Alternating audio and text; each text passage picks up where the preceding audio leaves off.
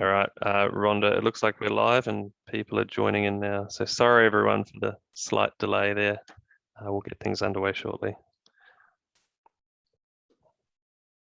Do you have to press continue there, Blair? I will share my screen and I suggest maybe we start in, let's give it 2 minutes. Can everyone see that screen? You're talking to us? We can. Yeah, no, I'm talking to you. Actually, it's over screening. Does that make sense? Maybe that's...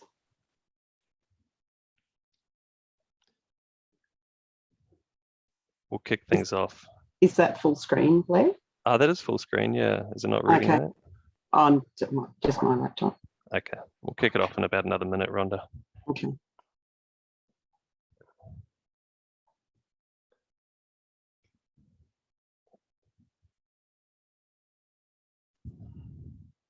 Okay, just getting nice little chat messages through of people that they can see us and hear us, which is great. Fantastic. Everything's working. All working perfectly. Love it.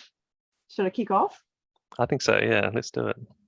Okay. Good morning, everyone. Thank you for joining our virtual presentation of Collins Arch.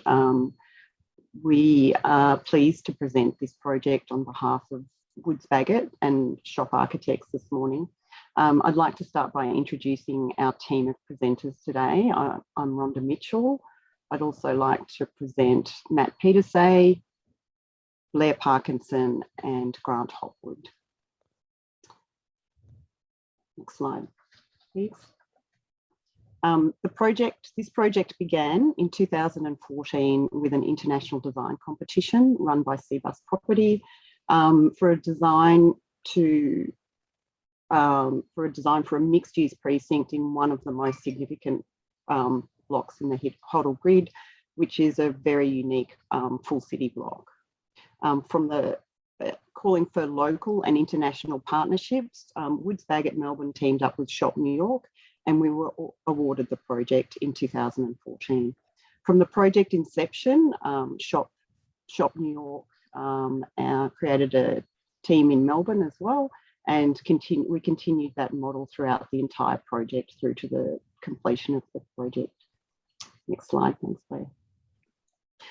Comprising of an entire prominent block in central Melbourne, this development demonstrates how an underutilised part of the city can be transformed in a vibrant round-the-clock urban community.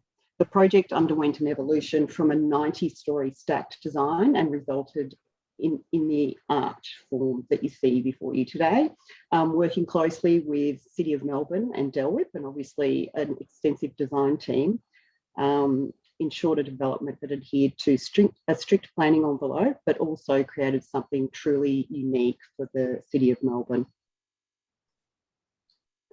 We'll just go through a little project overview here. So anchoring the site is a pair of tapered 164-metre towers connected by an elevated sky bridge. The dual structure comprises of apartments, which are shown in blue, in light blue, premium commercial to the west there, which is shown in the dark blue, hotel in the green, and also retail and a significant plain public realm. These are the stats, so a requirement for public open space, but also we've crafted a lot of opportunities to add to that throughout the development, which we'll go through as we run through the presentation. Includes 50,000 NLA of premium office, 184 apartments and 294 keys for the 5-star W Hotel, and 1,000 metres squared of retail on the ground plane. This is how it all plays out in the kind of the detailed stack. And as we go through the presentation, we'll endeavour to go into these little zones and opportunities that have been created throughout this project. In terms of the site, the Collins Arch is it's located within the Melbourne CBD towards the western end of the Hoddle grid. The site provides a connection from the eastern and western precincts on Collins Street and a gateway to Queensbridge Park and the Yarra River to the south. Next one, please, Blair. As a precinct plan, this was really critical to kind of pull all these spaces together as part of an urban design connection within the existing park to the north bank of the Yarra.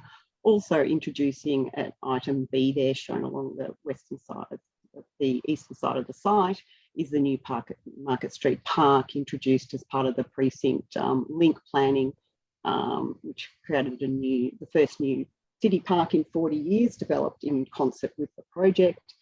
As you can see, the uniqueness of this site is that it is an island site, and it allows for really good clearances from adjacent streets, as well as opportunities for linking through to areas like the Immigration Museum to the south there, shown at D.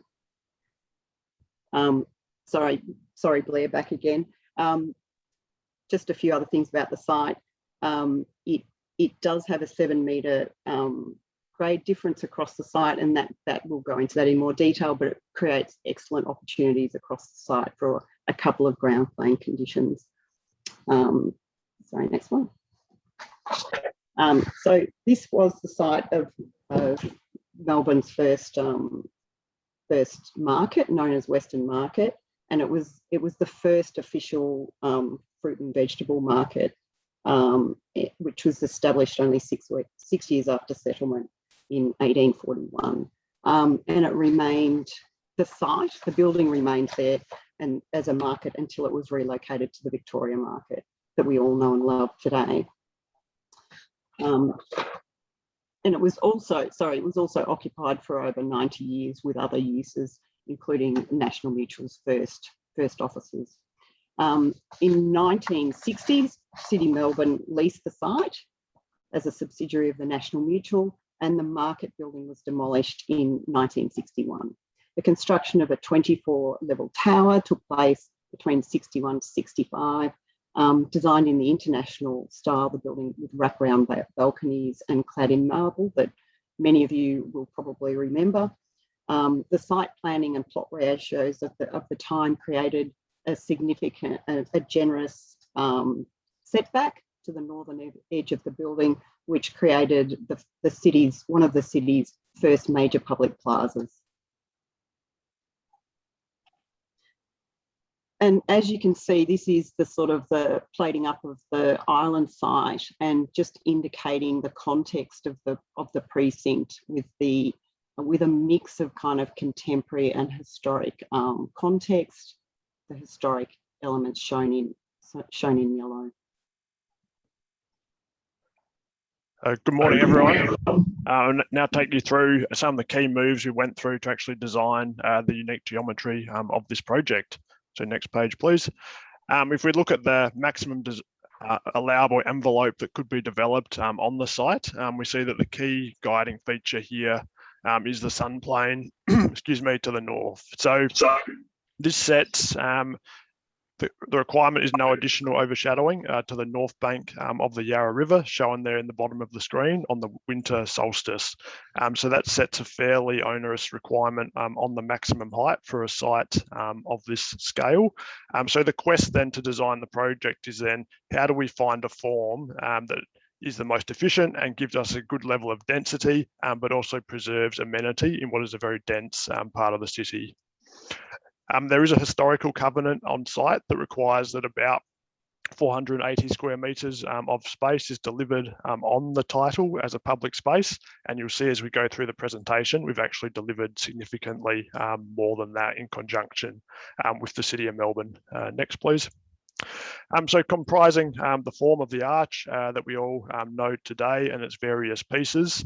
The first move was locating the big office tower component in many ways to generate a big flexible open plan office environment. that allows a lot of tenants to do have a lot of variety within their fit outs. In some ways, this is the least flexible component that requires big rectangular floor plates. So these are stacked up on the William Street edge, and that gives us a very prominent ground floor lobby to Collins Street, which, as we would know, is Melbourne's kind of premier business address. The key move here that relates to the mixed-use nature of the building and also the setback requirements on the site is the western elevation facing William Street has a progressive setback as you rise up the tower. What that does is it progressively narrows each floor plate at the southern end. So you go from a very wide base up to a more slender top. And what that does is it reduces the floor plate width. So when you convert to apartments on top, you have a floor plate depth that is suitable for apartment planning. Next, please. If we go then to the Eastern Tower, the Eastern Tower is the more slender of the two, located along Market Street. Now, the most obvious kind of massing diagram for the site would be the two parallel bars, both extruded to a similar height. But looking at the kind of amenity goals and what's going to give us the best product, that ends up being not very efficient or not very desirable, rather, because there'd be a lot of overlooking in that space between the two buildings. So the big move here to generate the arch is that volume or theoretical volume shown in pink has basically been cut away from the Eastern Tower and then placed horizontally on top. The space between the two buildings is 14 metres to give a good level of separation. That might sound like a relatively arbitrary number, but that dimension of 14 metres is actually taken from the history of the Melbourne city grid. If you look throughout the CBD, most of the little streets that we are familiar with have a 14-metre separation building to building. So there's very good precedent within the city of Melbourne for that as a kind of workable separation between buildings. Next slide, please. If you look then at the resulting geometry, what this arch form does with cutting away the corner of the Eastern Tower, it starts to open up views for the Western commercial building. So you do have glazing on three sides, opening up those key view corridors down the river to the southeast. Equally, it maximises the number of residential apartments that have the premium south-facing views. Obviously, this site located towards the southern end of the CBD, the best view corridor is towards the Yarra River and South Bank and the Botanic Gardens to the south. Next page, please. So as a summary of the form, what we're doing here is uniting workspace and living space into this one sinuous form, and with the entire building clad in variations of the same facade system to give it its kind of coherent and singular language, and the rest of the team will talk to that in more detail in a moment. So while the big move that is well known on the skyline is obviously creating the geometry of the arch, in many ways designing the ground plane was just as important to the team and equally as challenging. Because if the tower gives the building its identity, the ground plane is obviously where most people have the day-to-day interaction with the building, and in many ways defines the lived experience of the city. Next page, please. So looking at the site plan here, obviously Collins Street to the top of the page, the pink line denotes the actual extent of our title and where the building is located, with the white space being the internal space of the building. A key move as part of this site is the City of Melbourne were a project partner, and they actually agreed to a partial closure of Market Street to deliver Melbourne's first new public park in many decades. So that darker green space is new public space that has been reclaimed from former vehicle space on Market Street. It was identified by the City Council that Market Street was underutilised at its current width. So it was a fantastic opportunity to create some green space in a part of the city that is very dense and has very few sort of green space opportunities. If you look then, we find in our site, the lighter green colour shows fully open, outdoor, publicly accessible space that we've been able to create as part of this development. As noted before, there was a covenant that required 500 square metres. What's been delivered here is over 1,500 square metres. And next page, please. To do this, really opened up and carved out, if you like, the ground plane of the building, carving new public spaces and laneways into the plinth of this building. The gestures are quite large in scale and actually very challenging to achieve in the context of two very complex high-rise buildings that unite into a singular form. Next, please. Looking at the combined ground plane, again, you see the park on Market Street to the right, where the Market Street has been partially closed. And key to this site was creating additional pedestrian porosity and permeability to enable a series of links throughout the site. Obviously, Melbourne, very famous for its laneways and that laneway culture. We're looking to create new connections on the site. So these big green arrows show publicly accessible routes or laneways, if you like, that give you links between the surrounding streets and many different ways to experience the building. So rather than being a singular entity, it becomes a kind of terrain that the public can really inhabit and enjoy. If we look then at the Market Street Park in more detail, this was designed by Oculus Landscape Architects in conjunction with the City of Melbourne. As noted, it actually sits outside the project site developed by Cbus Property. So this year, designed to give a large number of seating spaces, have a generous variety of spaces. So it's not just all green or all seating. There's big diversity of spaces that could accommodate events as well, and provide some much needed green space in a very dense part of the city. Next page. If we look then at all the ground level elevations of the building, on the left-hand side there, you see the four main street addresses. And as Rhonda said, this site is unique in that it is an island site within the CBD. Every side of this building is a major street address, which in its own ways throws up many challenges. For anyone in the audience who might have designed a very large building, you would know that doing a four-sided building with no backside is actually very challenging. It becomes even more challenging when you start to carve more laneways through the centre of the site. So those two sections on the right-hand side, you see both the laneway running east-west between Market and William Street, and at the bottom there, the laneway running north-south between the two towers, between Flinders Lane and Collins Street. Next page, please. On the ground plane, we've endeavoured to deliver a kind of very diverse suite of spaces that support kind of human habitation and use in a variety of weather conditions, and also just relate to the day-to-day life of the city. The Market Street Park there on the right with the dotted red border we've spoken to. Number 2 is a grand colonnade. So effectively the former footpath becomes internalised within the site and becomes a much more generous gesture than what previously existed on Market Street. Number 3, a covered amphitheatre. So this is a large undercroft space shown in the previous image that is a breakout space for lunch breaks and the like, but equally serves as the seating for any events within the Market Street Park. Number 5 and 6 in the diagrams there are the more internalised links, again publicly accessible, that gives you links down to the surrounding streets. Next slide, please. If we look then at the ground plane as a three-dimensional illustration and how it comes together with the various building uses, the plan on the left there shows how the various key programs within the building kind of share space at ground level. Residential in the pink, relatively small, basically 2 different lobbies giving access to the apartments above. The office, as noted in blue, with the prominent Collins Street address, and the hotel to the south, biased towards Flinders Lane and that elevation. On the three-dimensional plan, here you can see the links that go from east to west and also north to south.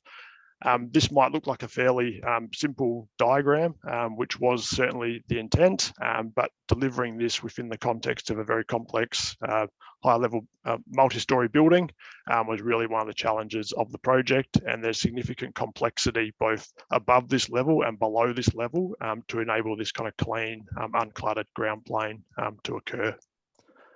Next, please.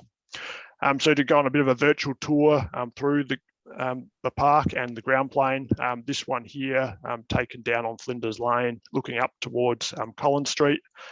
For those of you who remember this as a fairly underutilised roadway, it's quite a transformation, delivering a generous breakout space with as much seating variety as possible to enable moments of pause and respite within the busy CBD environment. To the left, a new major colonnade, ceiling about 10 metres high. Here, really trying to appropriate the scale of some of the grand kind of European colonnades and plazas, becomes a generous walk through up the hill, if you like, from the Yarra River edge up to the Collins Street spine in the centre of the city. Next page, please. Up on Collins Street itself, the eastern tower, as shown in those diagrams, actually steps back to form this north-facing sunny forecourt. Interesting to note that this space is actually overhung by the tower above. So the eastern tower, I think, cantilever is about 8 metres, so it would be halfway over this green space if you were to look directly up. Next one, please. Again, another photo of the green terraced park. As Rhonda mentioned, there is 7 metres of level difference between Collins Street and Flinders Lane, which is really quite substantial. It means that the ground plane is really a multi-level terrain, more so than just a level surface. And here the landscaping responding with a series of terraced breakout spaces stepping down towards the river. Another view in that space showing the scale and geometry within that grand walkway. Next one. A key move in this space on the lift core of the eastern tower on the right here is a very large kind of sculpted water wall or water feature. A series of scalloped kind of cast aluminium forms where water kind of gently cascades down and provides activation in what is one of the few blank facades on this project. As noted, the ground plane, public space, outdoor space, and delivering space to inhabitants of the City of Melbourne has really taken precedence over maximising retail space. So what retail spaces there are actually really quite small in the scale of a project of this size. But that does contribute to their interest. They're all quite different. And again, rather than sitting on like a level surface, there's a variety of spaces that enable kind of outposts or inhabitation of this ground level terrain, if you like. These images here showing the public links down, or the public link down to Flinders Lane. This then links across Flinders Lane to the open space spine through the Immigration Museum that many of you may be familiar with. This one here takes you on a bit of a private passage in a way for the public through the workings of the W Hotel. So as you walk through this space, you're surrounded by the bars and dining areas of the 5-star hotel. This one here, right in the centre of the site, centre court as we term it. This is the intersection between the north-south and the east-west laneway. And of course, in this space, if you look up, you see about 110 metres above you, the underside of the arch. And we also wanted to talk to one of the perhaps less obvious but potentially interesting elements of this project, and that is the scale of the excavation and just how much of this building is actually below ground. As noted before, the overshadowing requirements imposed on the project by the planning scheme in order, of course, designed to give a great amenity outcome and no overshadowing of the river. It's forced a large amount of this building underground. So the excavation is actually 7 stories deep below Collins Street. So when you're in that park, Sitting on the grass there's actually 7 stories below you of habitable or occupied space. The other interesting point of note here is, as Rhonda pointed out, there was the 1960s international style commercial building built on site. That had about a 2-level basement, and the new works kind of actually reclaim those basement retention walls and use them as part of the new structure. So in this image, looking down from Market Street towards the top of the page, you can see the first 2 levels in the older construction before you get to the circular piles is the reuse of the existing retention structure. Next, please. Here, 2 sections through the building, both the West Tower on the left and the Eastern Tower on the right. And these drawings have been marked up with a heavy red line towards the bottom of the page, and that shows the natural terrain of the city. So everything below those levels is underground. And next page, please.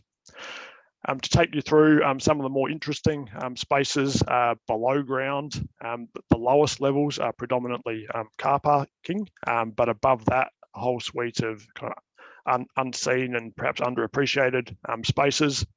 The drawing on the far left there, mezzanine level, as we've termed it, is actually the level between Collins Street and Flinders Lane, with the 7-metre level difference that provides space for an intermediate level there. Shown in blue is the commercial end of trip or bicycle parking and showering facilities. And I think interesting to note here is the scale of the space. If you think that this plan is an entire city block, that's a very considerable amount of space dedicated to this mode of transport. Going then to the central diagram there, the Flinders Lane level, of course, partially at ground, but predominantly buried into the slope of the hill. We have the undercover drop-off and taxi rank for the hotel, and also their underground bar space as part of their brand. Below that, basement level 1, the first fully underground level, is in many ways the kind of factory floor or the workhorse of the whole project. It is the loading dock. The loading dock's big enough to accommodate 7 10-metre trucks simultaneously. A huge amount of plant space underground. The tapered form of the building doesn't leave much real estate at the top of the building for air conditioning, which is the usual way high-rise buildings are designed. So a huge amount of that space is pushed underground. And the green space shown there in the bottom right-hand corner of that diagram is the scale of hotel, back of house, kitchen and prep spaces underground that make the show work for the guests in a seamless fashion. Thanks, Matt, and good morning, everyone. Thank you for joining us. I will kick off this section of the discussion, focusing on moving up through the tower, and really what better way to do that, really covering 3 or 4 years of construction with a 30-second time-lapse video. So this really shows in rapid speed how the building progressed from early days in 2017 through to final completion at the end of 2020. The construction contract was awarded to Multiplex, and they really did a fantastic job in ensuring the complexity of this design was realised in built form. I'll just wait until this time lapse closes out.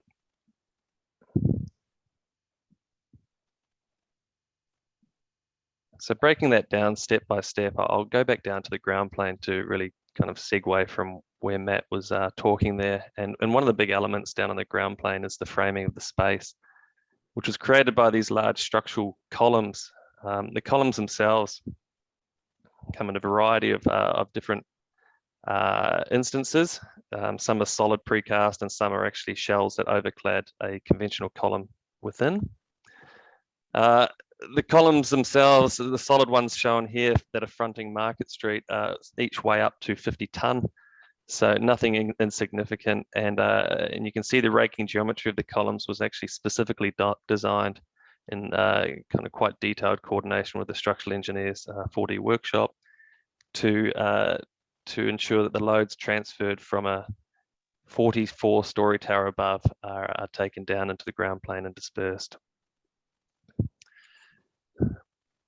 kind of coming inside, and Grant will talk through the interior design of these spaces in a bit, so I won't dwell too much on this, but you can start to understand how those columns really do start to define not only the external spaces, but also the internal spaces. This being a good point to move into the commercial tower, which is the Western Tower.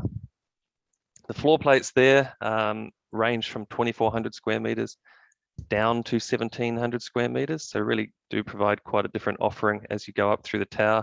That reduction in floor plate is achieved because of that tapering to the west, as Matt explained in the massing diagrams, going from a commercial floor plate to a residential floor plate on the levels above. Look, I will give credit here to the designers of the fit outs that we've got these images from. You can really see there's some beautifully designed commercial fit outs in these floor plates. Some of them spanning up to 5 levels per one tenancy. And you can see how they've really taken to integrating into the base build architecture. Moving from the West Tower, which is shown on the right of the screen here, to the Eastern Tower on the left, we're introduced with the lower levels being the hotel. The hotel floor plates extend from levels 2 up to 15 on the Eastern Tower, and really provide quite a variety of rooms. What's shown here is quite a standard hotel floor plate, but as you go up through the levels, you find quite a variety of different sized room offerings to meet the demands of the hotel. That hotel being W Hotel. The fit out, of this hotel was undertaken by HoPwood Architects, a local Melbourne firm here, and they did, I must say, quite a fantastic job in really pushing the boundaries of interior design and pushing the brand of W itself. What they've managed to achieve is quite a variety of spaces within the hotel component of this building. This being the nightclub, the Buried nightclub, which is accessed via that entry lobby off Flinders Lane. The room suites themselves, you can really see quite an avant-garde approach to interior design, which is drawing off the graffiti and the like, which is quite prominent in the Melbourne Laneways. Here's another shot of interior room. You can see the attention of detail paid to the joinery. So hats off to HoPwood there. We think they did a fantastic job with that. And Woods, Bagot and SHoP really were undertaking the base build coordination quite directly with HoPwood through the process. To cap off the hotel at level 14 and 15, there's a double height pool serving the hotel residents specifically, and this also doubles as a function venue for the hotel. Combining that with a series of different restaurants, bars and cafes down on the ground plane, you really do get quite an incredible hotel offering to meet the 5-star demands. Above the hotel sits the residential floor plates. They extend from levels 16 up to 39, effectively wrapping over the top of the arch and extending up to the crown of the building. The residential apartments come in a range of 2, 3 or 4 bed offerings. And you can see here, this is the eastern elevation of the building, how the lower function of the hotel, hopefully you can see my mouse here, slowly transitions up into the residential function, the faceting and the articulation of the facade, providing a relief that then extends itself into incorporating inset balconies to serve the residential purpose. The residential apartments themselves, and Grant will talk to the interior design in more detail in a bit, but they really are quite a fantastic offering in terms of space, and combined with the large southern facing terraces, really do provide quite a unique product to the Melbourne market. Another amazing point of difference is the incredible views that you get from the south facing terraces. As you can see here, looking out towards the east, you get full views over the MCG and Amy Park, and then towards the west, out towards Port Melbourne and beyond. And not for the faint of heart, I should say, the view down that southern face, as you can see the facade cascading down due to the overshadowing setback, really is something quite unique to an inner city building.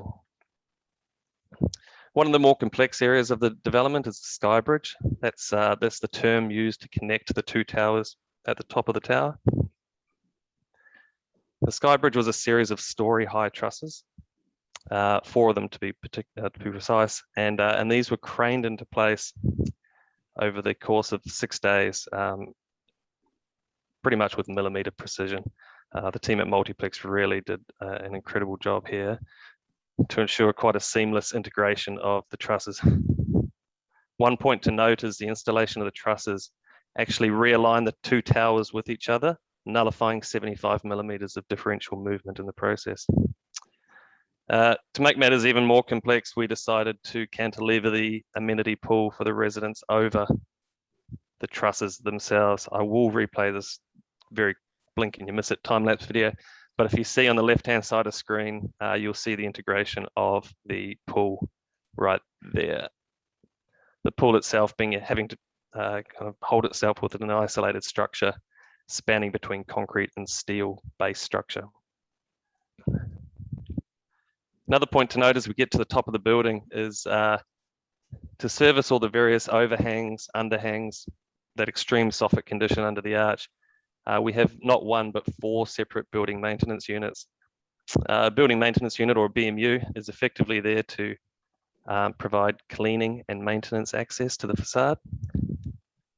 The piece de resistance of this BMU, or collection of BMUs, is the 107-ton, 3-story high crane, which is on the roof, which has tracks that span between 2 separate levels.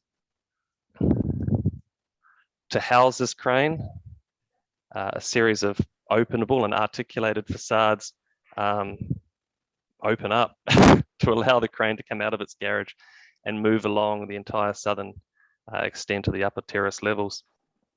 And sorry for the shaky cam here, but you really get an understanding of how an entire facade, balustrades and all, can open up to allow for a BMU to come out and then close off to conceal it from view when not in use.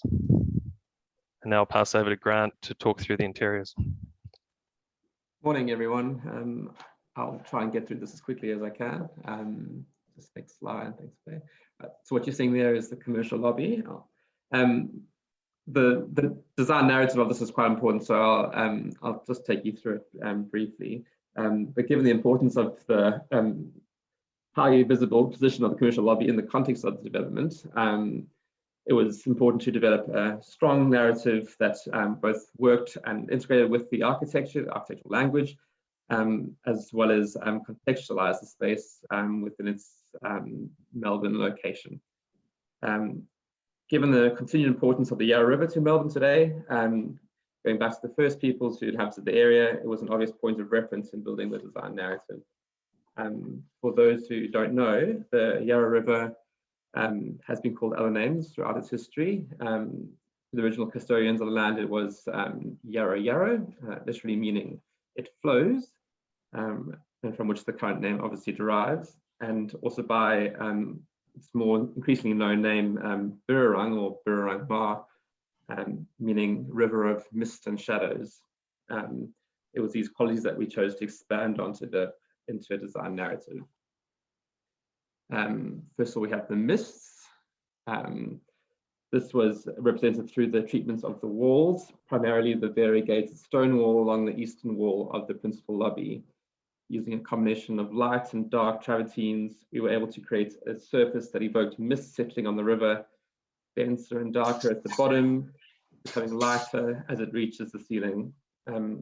It's also evocative of the dappled light as it filters through the leaves of the tree canopy.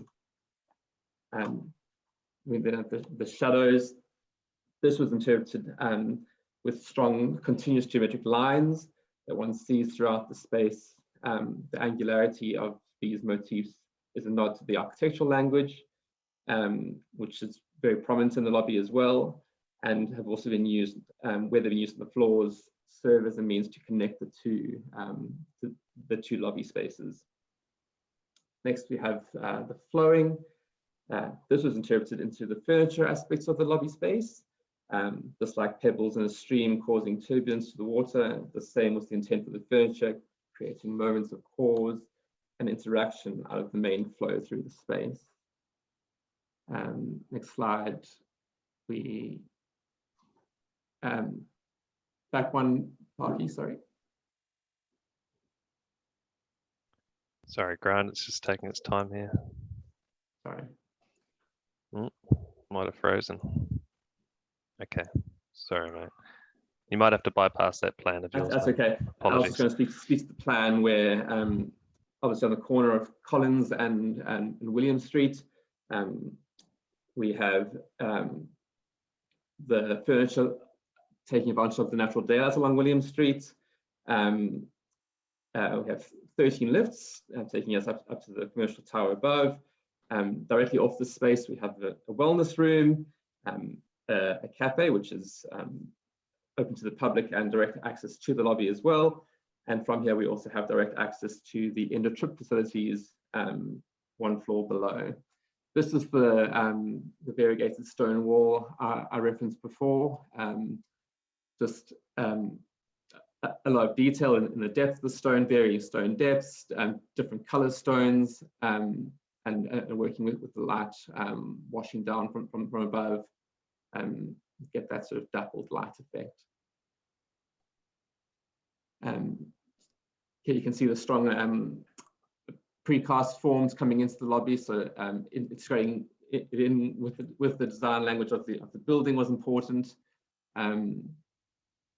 See some of the furniture settings over there as well. These are the 13 lifts, more of that stone wall in the background. Next slide. This is the artwork which is commissioned by the client, done by Australian artist Lindy Lee, based up in Sydney. And this is the view looking in from William Street into the lobby, which really helps to activate that corner.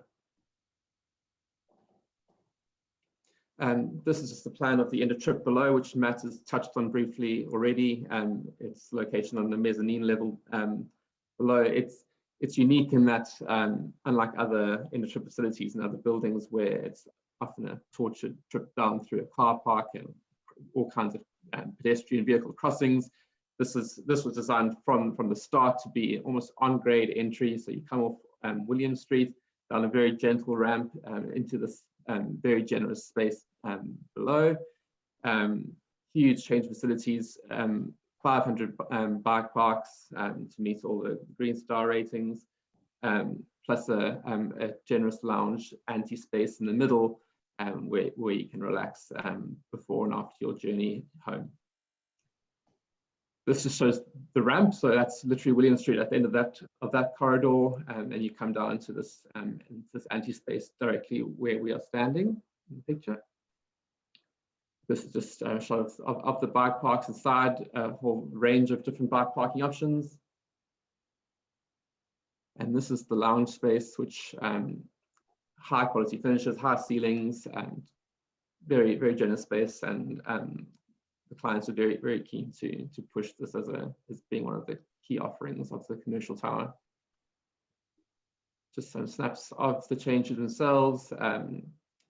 High quality finishes and natural materials, timber veneers, all appropriate for a premium commercial development.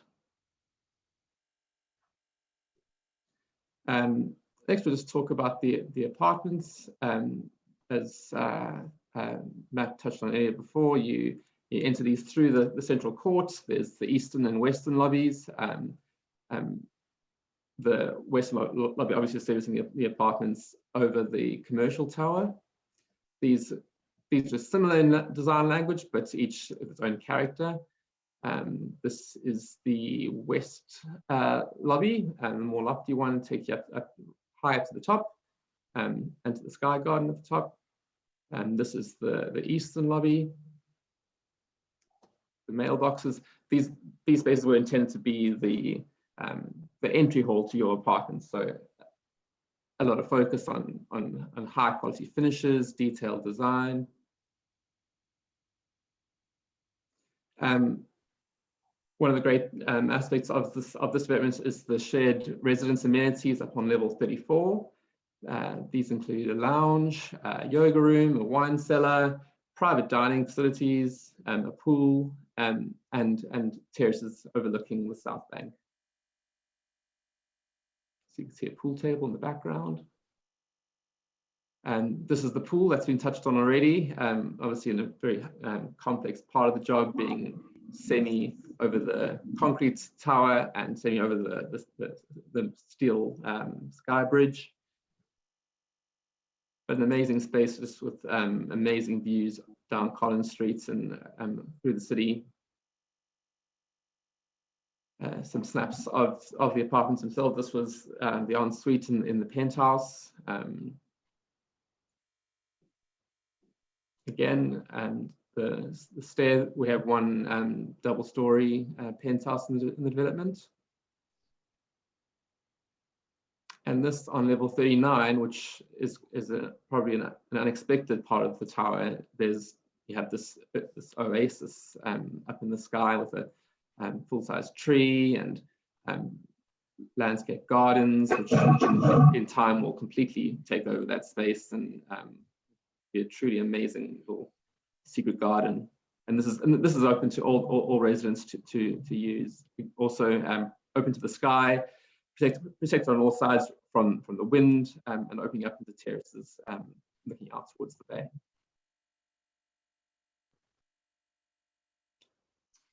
Thank you, team, for presenting that. One of the probably silver linings of this lockdown situation is that we've been able to probably present a much more detailed overview of the project, and we've opened this up to probably more people being able to see some more detailed aspects of the project than we would have been able to in a walk around. Of course, I encourage you all to walk around the site. It is much better in real life, as most projects are. From a team point of view, we're obviously extremely proud of this project, and thank you to the team, and also a much greater team. Obviously, projects that run for 7 years have a number of people involved, and the collaboration that was involved in this project is really key to the success. And you know, jobs like this, they come from commitment and investment, and you know, I think that's really played through in how this has evolved as an outcome. I think we do have a little bit of time left. If there's questions, I'm not sure how we field them, but Rhonda, we have got some questions that came through in the chat. okay. I can see Rhonda's face. Okay, great. This is so interesting. Thanks, Eloise. Thank you. A wonderful presentation. Oh, this is great.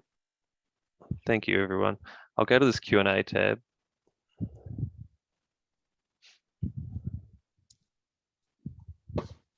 Marina Chischenko about the building. How the natural light has been provided to the commercial part of the building. Matt, do you want to speak to that? Sure, I'll speak to that one on the commercial light. Sorry, the go light back to any slide. Commercial building. I guess the commercial floor plate is a side core building. It's probably the starting point on this one. So Blair, I know you had a floor plan in there that showed a typical commercial level. Yep. There's, I guess, two things to speak to there. One is that we find in the contemporary era where a lot of your larger tenants do favour predominantly open plan layouts or connected team type environments, that side core buildings where all the lifts, fire stairs and services are located to one side rather than in the middle, which is the more traditional style of doing an office building. What this does do is gives you a much larger kind of connected team type environment. So the blue space is contiguous, where of course if the core is in the middle of the building, the blue space becomes a kind of perimeter donut around the outside. Obviously great for a large number of perimeter offices, but we see more and more workspaces trending away from that model in recent years. The other thing that's key here with the side core provision is that it goes a long way to addressing some of the inherent overlooking challenges that would otherwise be present with two buildings reasonably close together. So the light actually comes in from four sides, and the core is located in what would be, I guess, the shadiest part of the building, where there's the least opportunity. So in that way, we're getting kind of good light penetration from four sides to the two ends where the light is available. Great, thanks, mate. Let me, there's a couple more questions. Can you please explain the sustainability aspect of the development in addition to the end-of-trip facility? So I can touch on this briefly, but I'm sure others can also jump in. The office tower itself is achieving 5.5-star Green Star, as well as a well-rated office for Shell and Core. If you're not familiar with well rating, it's and Rhonda, jump in here to assist, but it's an American sustainability initiative, which doesn't focus really on quality of mechanical systems or lighting. Well, it does cover lighting, sorry, but it's more about the healthy aspects of the building, promoting things like non-smoking, tenants to use stairs instead of lifts, and elements like that. The residential component itself is rated to NATHERS, and I'm sure there was another sustainability rating in there which was touched on. Matt, maybe you might know. 5-star Green Star. Okay. So I'll just get, as someone with mobility issues who is to get taxis, how good is disabled access to and around the precinct? Okay, great question. And this is where we need the amphitheatre shot. This is where we need that shot, absolutely. Let me just go back to it.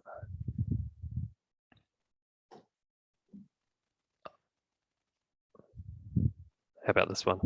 Will this suffice? Matt, do you want to talk? Who wants to talk to this one?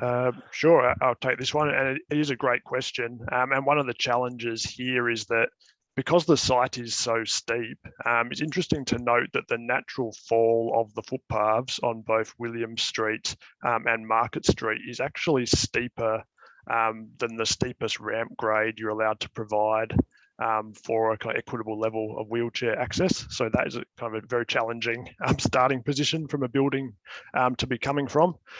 Basically, the entire ground plane, other than the steps, obviously, is wheelchair accessible.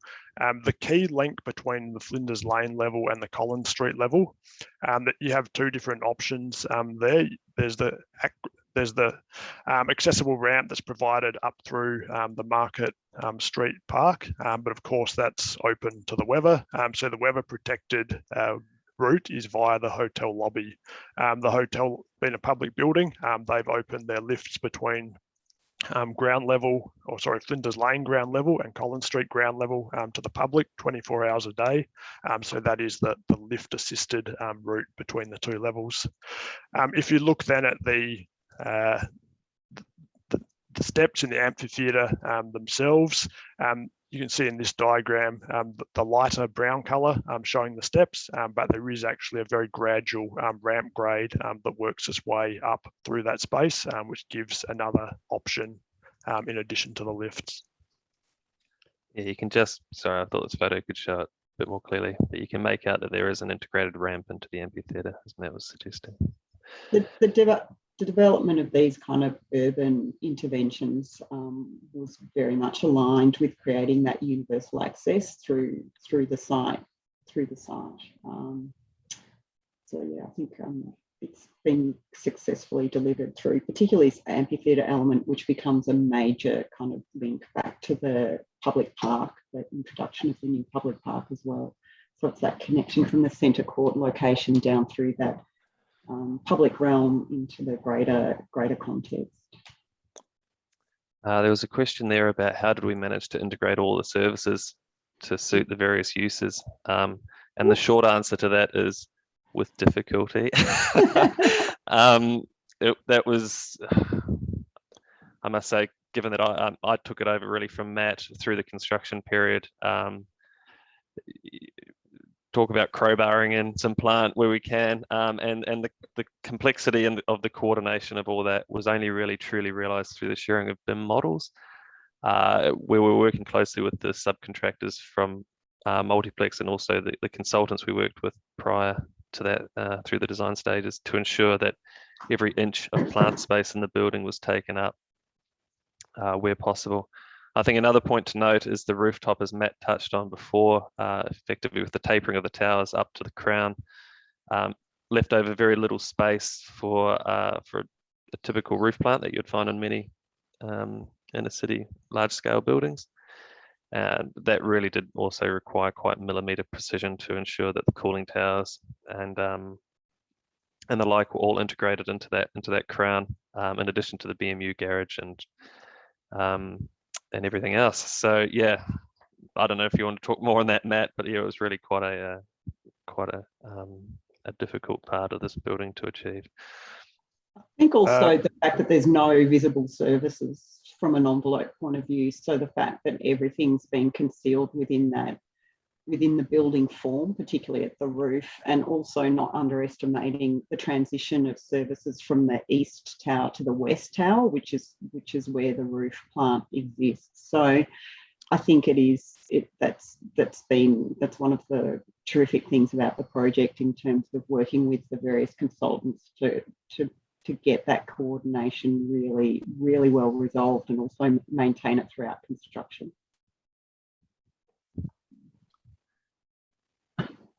We'll have one last question here. What was the background in the decision of the 2 towers with the Skybridge instead of just 1 tower building? We'll probably pass over to you, Matt, to close this out.